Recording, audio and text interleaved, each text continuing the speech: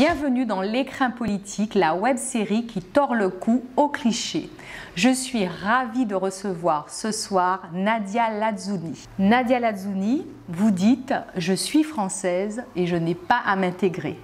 Merci Nadia d'avoir accepté l'invitation dans L'écrin politique. Merci, tout le plaisir est pour moi, Keïsa.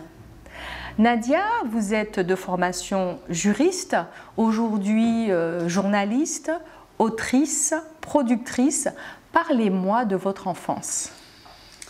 Alors, ça me demanderait énormément de temps si je devais raconter l'enfant que j'étais, mais je crois pouvoir dire que j'étais une enfant très curieuse et plutôt révoltée, déjà consciente de certaines injustices, consciente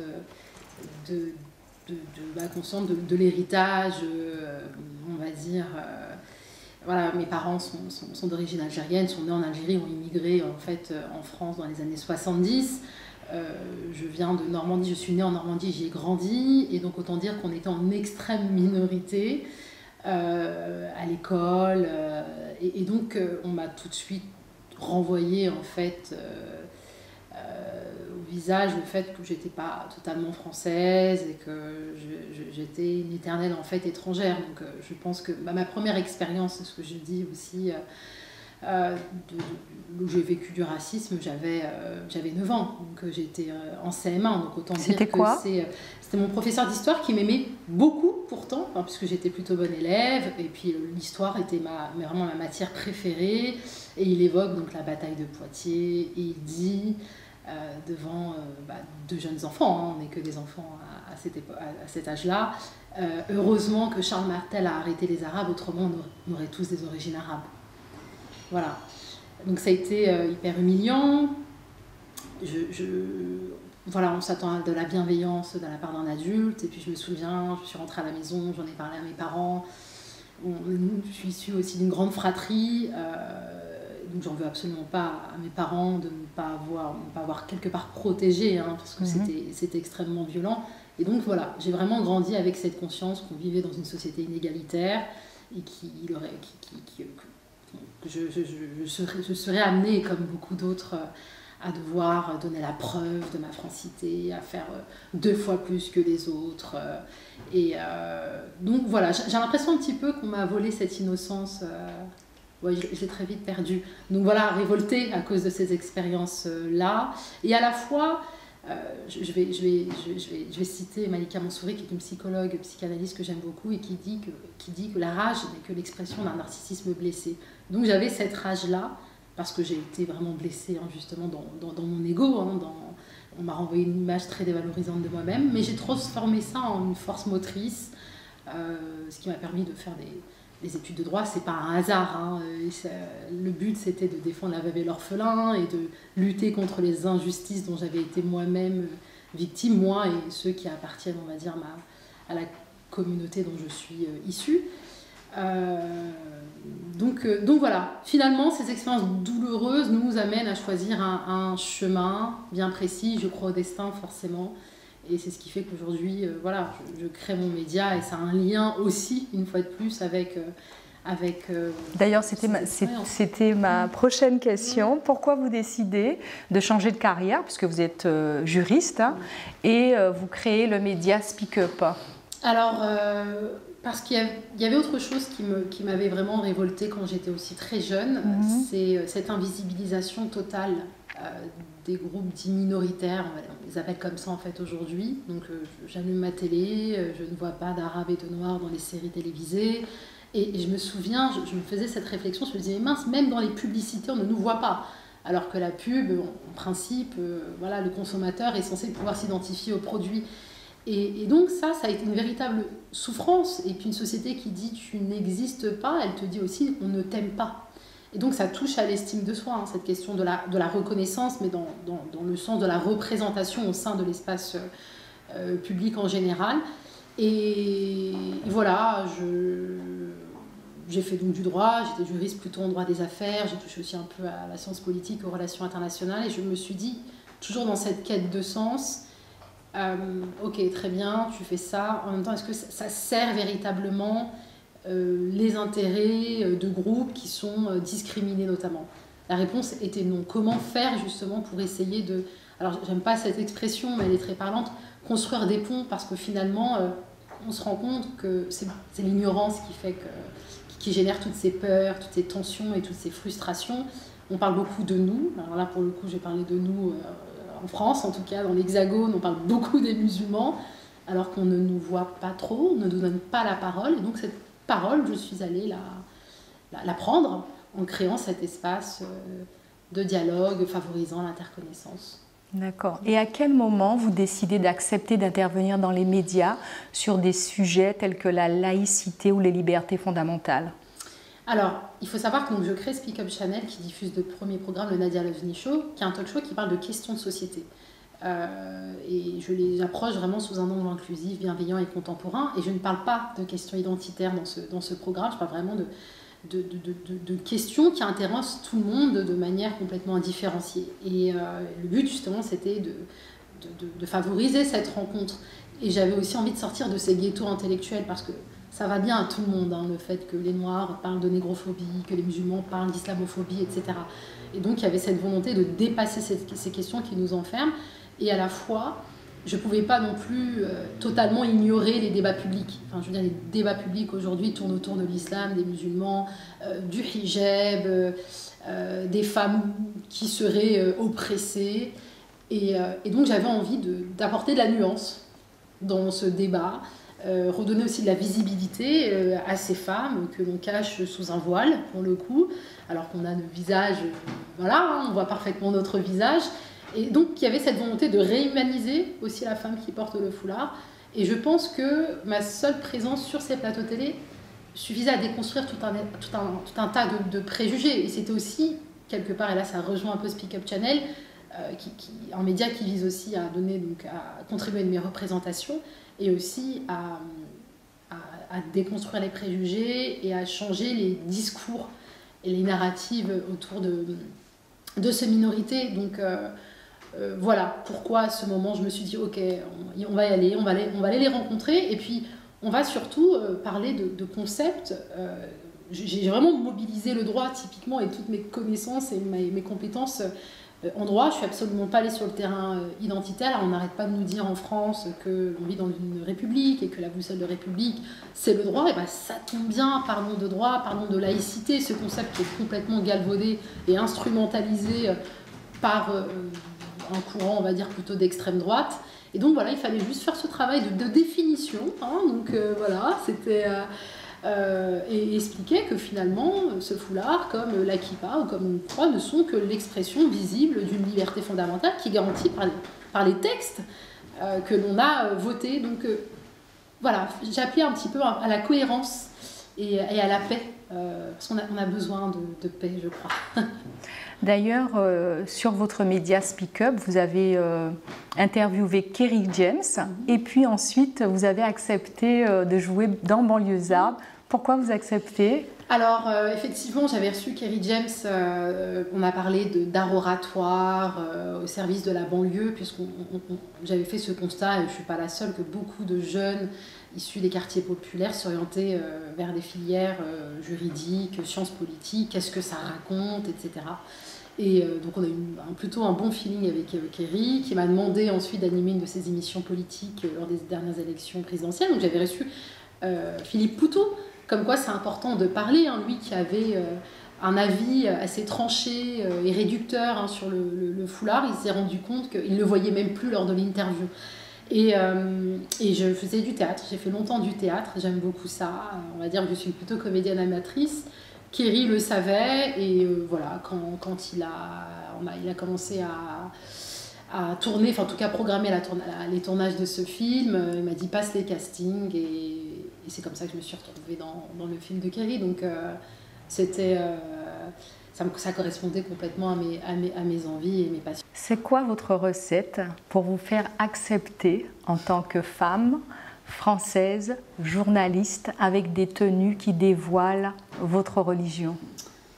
Alors la recette, je pense que je ne me pose pas tellement de questions. En fait, je ne demande pas la permission pour exister.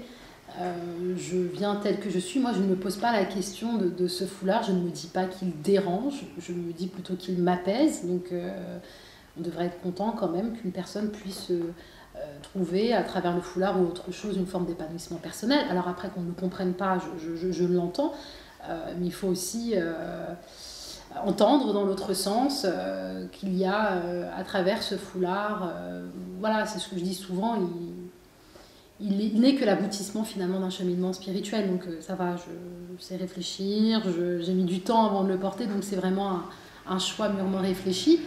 Et donc je pense que c'est, oui, voilà, le fait d'être là et de ne pas chercher à se justifier. Malheureusement, il y a beaucoup de femmes qui portent le foulard parce qu'elles savent qu'elles sont aussi discriminées, que c'est compliqué de trouver un travail, qu'aujourd'hui on veut même interdire aux mères accompagnatrices qui portent le foulard de participer aux sorties scolaires, etc. Donc il y a peut-être cette tendance un peu de se coller au mur.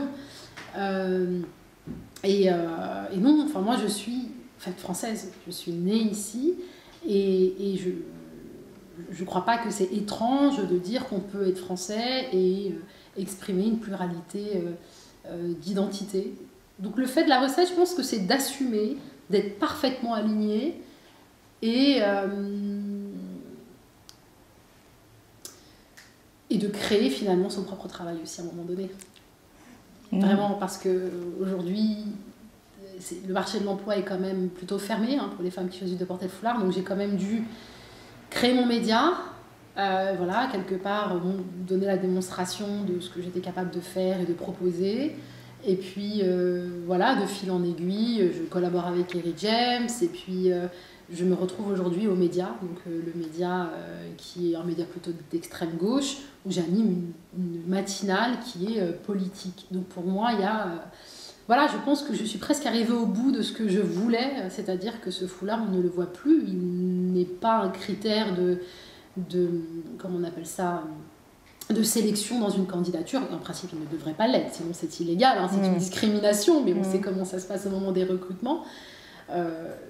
Ouais, voilà. Donc, Aujourd'hui, Nadia, vous avez reçu des menaces de mort. Comment vivez-vous au quotidien avec ça ?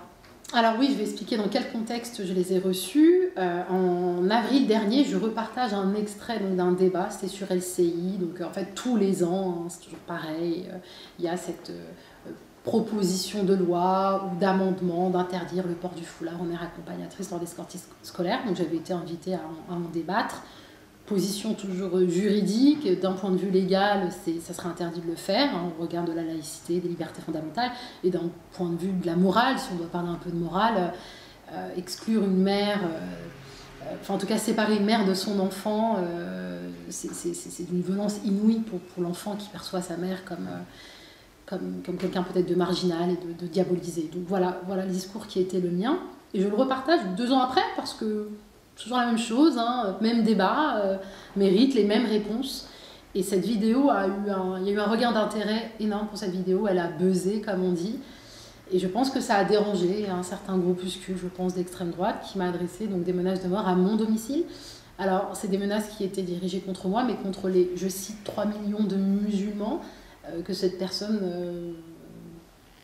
considère qu'il est possible d'exterminer aujourd'hui en France. Et je ne l'ai pas dit, là je le dis ici, c'est que j'ai reçu aussi un deuxième courrier au mois de mai, des injures publiques à caractère racial.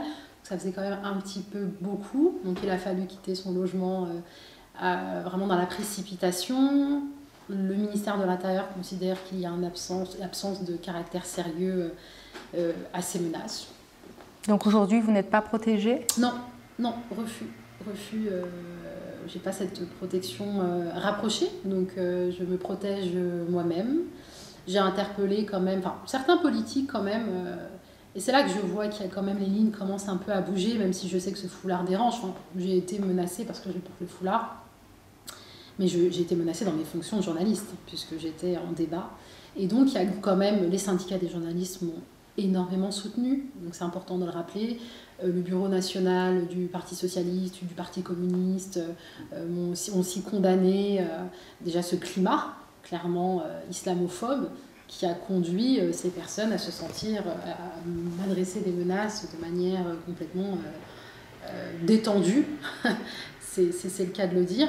Donc là, toujours dans cette instabilité aujourd'hui, parce qu'on sait aussi que c'est très compliqué de se reloger à Paris, je suis aux médias, c'est surtout des piges, etc. Donc il y a cette précarité autour de ce métier de journaliste qui fait que c'est compliqué de pouvoir se reloger par ses propres moyens. Mais je ne désespère pas, je continue mon travail. On a lancé cette matinale aux médias qui fonctionne plutôt bien. Les gens sont très heureux, les gens ont besoin de bienveillance. Et ça s'est ressenti dans les commentaires. Ah, ça nous change de ces débats télévisés qui ont une approche complètement binaire, excluante, marginalisante, etc. C'est un peu un bol d'air frais. Je pense que les Françaises et les Français ont besoin, surtout à la sortie, on est encore dans cette crise du Covid, ils ont besoin de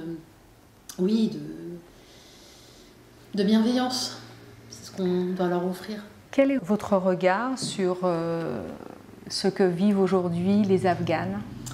Alors, moi j'ai un regard sur les Afghanes et les Afghans. On les oublie aussi, les hommes. Ils vivent de manière... ils sont en danger de mort, en fait, clairement. Même aujourd'hui, il y a des journalistes, des confrères afghans qui nous écrivent et qui nous demandent d'alerter les pouvoirs publics sur leurs conditions. Donc moi, la condition des femmes et des hommes afghans m'émeut de la même façon. Bien évidemment que... ce dont je souffre surtout, c'est d'être impuissante dans... Je ne sais pas comment aider ces femmes-là et ces hommes-là qui vivent sous un régime d'intégristes qui ont une lecture, et je tiens à le dire, une lecture qui leur appartient, extrêmement marginale de l'islam et du Coran. Et je veux dire, on est peut-être à peu près 6 millions de musulmans en France, et je pense qu'on pratique notre religion de manière plutôt apaisée, absolument pas dans la revendication, on ne cherche pas à imposer notre religion à qui que ce soit. Donc oui, en fait c'est révoltant à deux niveaux. Voir ces femmes souffrir, mourir, menacées en tout cas dans leur existence et dans leur intégrité à cause d'un régime qui, elle est là la deuxième souffrance, qui instrumentalise complètement le message de l'islam qui est pour moi pacifique et source d'épanouissement. Donc il y a cette double frustration enfin, voilà, moi ce qui me fait halluciner, c'est d'entendre tous ces politiques qui s'insurgent contre la condition des femmes afghanes, et à raison, c'est terrible ce qu'elles vivent, et les Afghans aussi, mais qu'est-ce qu'on fait pour les accueillir? Moi, je veux bien qu'on s'indigne, très bien, la première étape de l'indignation, et ensuite l'action, qu'est-ce qu'on fait concrètement? On voit très bien comment les Afghans sont traités dans les camps en périphérie de Paris. Donc voilà, moi cette recherche de la congruence, elle m'habite depuis que je suis petite. Donc allons jusqu'au bout des discours et venons en aide véritablement à nos sœurs afghanes et nos frères afghans. Merci Nadia. Merci Keiza, merci à toi pour l'invitation. Merci d'avoir suivi L'Écrin politique. Vous pouvez nous retrouver sur tous les réseaux sociaux. À très vite.